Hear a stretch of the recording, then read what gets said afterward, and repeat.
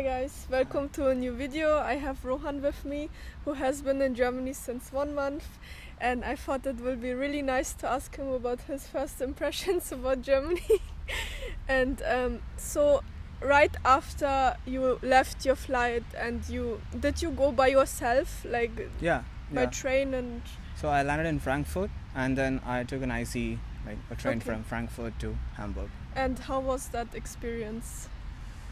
It was comfortable, but obviously there's some sort of initial blues because it's the first time out of the country for me. I've never been outside India, and apart from that, a lot of people don't speak English, or maybe they do speak English, but they would prefer to speak in German. So it's a bit weird feeling, but then again, everything happens smoothly. It doesn't really matter. The language barrier doesn't really affect you that much. So the train journey itself was pretty fine. And punctual. Oh yeah, a very obvious first impression is that here people follow rules. Yeah. Which I to a very precise extent. Everything from traffic signals to crossings, and even the bureaucracy, registration in the city. You have to do it step by step. Like the personal involvement in that is very low, which is I guess it's a functional system, so it's in that way it's good. But we might not be really used to that. But can you tell me, like, for your experience, for example, like what rules you had to follow? What did you see, like? Well, it's pretty simple things. Like for example, here in buses, you don't have to take a ticket. You're supposed to take a ticket, but nobody will check it. So it's on you to be honest about it. So a lot of people just walk inside. Even I walk inside a bus because now I have a season ticket. Every student will get a semester ticket as well. So people don't really check. But you are expected to follow the rules, and people do follow the rules. So I actually got caught twice. And it's like if you get caught 3 times, then there will be like Anzeige, like it will be in your criminal record. So you should definitely always buy a ticket. It's very important. Don't think just because nobody checks, there will be that day when they will check, and then you will have the problem. And then what else, for example? With respect to the rules. Or like your first impressions, people, food. Food was it was first thing. There's a lot of Turkish joints here, which is really good. Döner. So doner kebabs and stuff. So I thought, it'll be fully European food, but I think most South Asians will be able to adjust to Middle Eastern food as well. So I have noticed that many Indians ask me, so what do Germans eat and things like that, and it's like not like that we only 24/7 eat German food. In my opinion, there's not even that much like German cuisine, like sausage and stuff, but I'm vegetarian, I obviously will not eat that. So how can I describe German food? It's very difficult for me. Well, to be very honest, even though I have a lot of new German friends, even from them, I haven't really understood what German cuisine is. It's pretty international. I mean, we have so much like foreign influence that I feel like we eat whatever tastes good. And how did you like the supermarkets?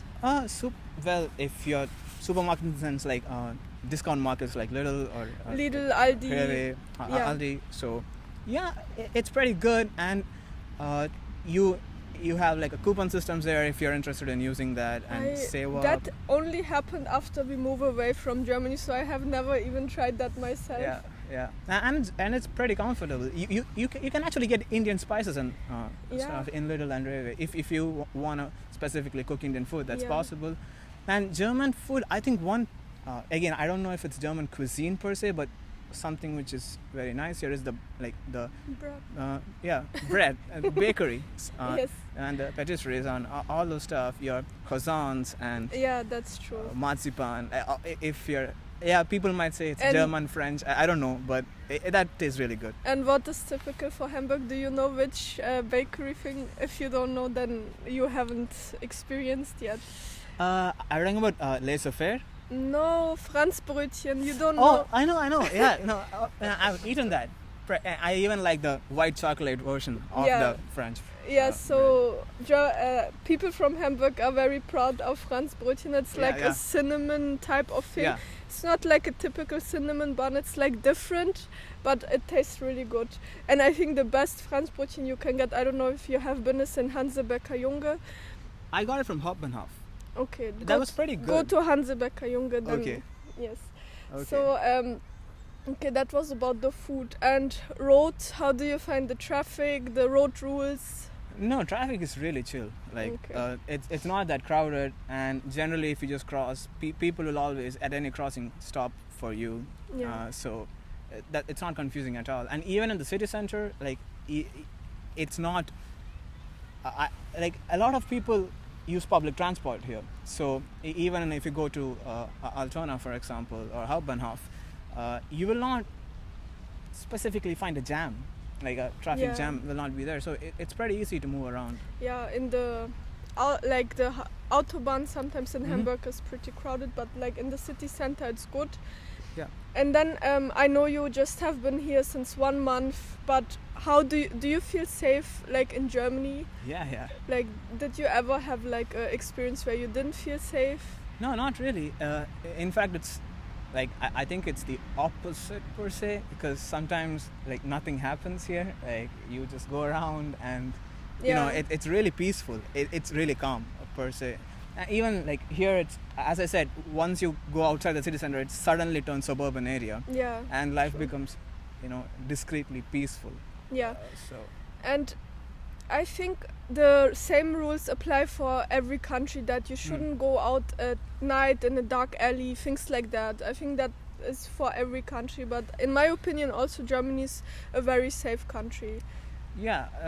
You have to follow a few things like in every country, but otherwise it's very safe. So that's my opinion. I grew up here since 24 years. You have been just here since 1 month. Yeah, I'm not the correct person to ask. But I think you can already tell. I mean, even now here we are just recording with you. Nobody really cares. Nobody looks at you weird.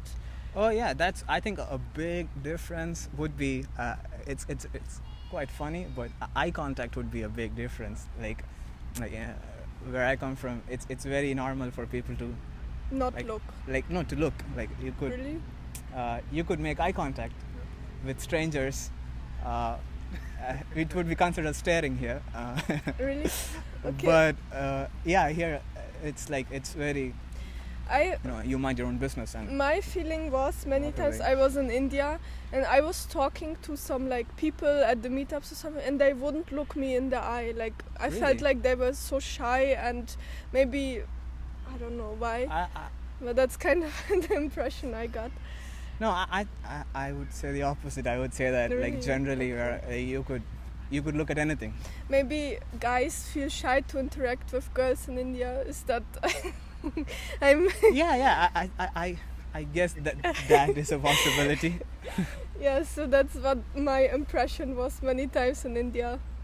So maybe everybody has a different experience. So what I think will be very interesting for most people is, how was your experience in the university? It was pretty straightforward. How are the professors? Oh, again, my particular mentor, he is well regarded in the field, in the subtopic. So. And how do you address him?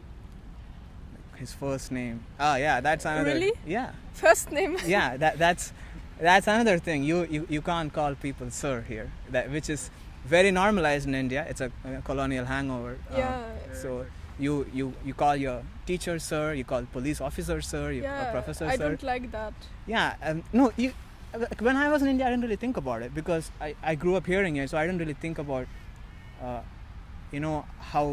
if it is like slightly classist or elitist or something. But here it's like, at least in my group, everybody calls everybody by first name. Yeah. So if you call somebody sir, it's like... Yeah. Why are you brown-nosing? Like, why are you trying to get some plus point? It feels like more like that. Not exact. I didn't really hear that. So first time I called during my first Skype meet, I was calling him sir, and he was like, like don't. Like, it actually it feels weird. awkward. Yeah. So, I think you should only call first name when they say like specifically, please call me Manfred or whatever. But usually it's like in school, I know we always called our teachers by the last name, Frau Schmidt, Frau Meyer, you know. yeah, like, even formally I would say, like, you would say her, smell her, that hair would be the way to, formally address your teacher or professor or whoever. But once you are working with them, I think they will probably ask you to call them. And one more thing, in Germany, it's like usually when you meet new people, you call them Sie, right? If I don't know, you don't speak much. How much German do you speak? I actually downloaded Duolingo, and I practiced it. Okay, if I say something negative, is this bad? Because you do get some theoretical understanding of the language, and you learn phrases, but you can't actually have a conversation with that amount of knowledge. Yeah, true. So, okay, you definitely have some German studying to do, but you have some time. Well, the R is something. But look, Bharat's pronunciation was bad in the starting too, and now it has gotten very good. But what I wanted to say, so let's say you have a German B2, C1, and you want to speak with new people, then usually you say Sie, so that's the polite way. Okay. But then when somebody allows you to say du, you can say du. I think the same with the professor thing. It's like in the up and back. Yeah. So usually you say Sie, the polite way. Well, I never talked to him in German, so this particular thing. And then they say, du kannst mich du nennen, and then you can say du. So that's for some people who have German speaking skills. Not that you don't have any. No, I don't have anything. It's pretty obvious. Yeah, but anyways, you just came, so keep on improving. And if somebody wants to speak in German with you, don't try to speak English. Just say, I'm sorry, my German is not so good, but I will try. And then you try to speak. Yeah, see, I'm starting with just learning to pronounce the bus stations and the metro stations correctly. And that itself is a task. And try to order in the bakery. Ein Brötchen bitte. That's just like one sentence, but it builds up your confidence. Do you have anything else you want to share with about your first impressions? Or you think we have addressed everything? I think it's a really open country in a certain way. Like in one way, there are a lot of rules. In that sense, like India might be more open. Like there are rules, but people don't really. More freedom. I like bother. A bit freedom. Yeah, it's a bit more. You don't do. You basically do illegal things, but also at the same time, it's more freedom. Meaning things might be legally, reprehensible, but then at a social level, you don't care. Like people don't care. And I think Indians are more easygoing. Yeah, definitely, including me. I need to change that, by the way. Something about keeping time, for example. No, I think a healthy balance. Yeah, be punctual in Germany. That's very important. Really? That can spoil your name. Another thing, on the other hand, it's also like you can like smoke or drink a beer in public places if you're into that. So that the culture is also at a different level. It's more free. It's more accepted. Nobody will. The thing is, if you're drunk in public, then of course it's not good. But people don't care though. Yeah, if you have a beer, then nobody will be like, "Oh my God, look at this guy." Yeah. No, but at least from what I've noticed, again, it's very limited. It's only been 1 month and a few more days, but you don't really find people drunk that much, because it's more acceptable to drink a beer and garlic. That's true. It's not. There's not much of negative stigma associated with it. So. Yeah, and usually people don't just sit and get drunk. Yeah. They go to a pub or they go to a bar or a disco or whatever. Mm-hmm. Yeah. So, I think that was a good video. Let's wrap it up. And thank you so much for being part of this.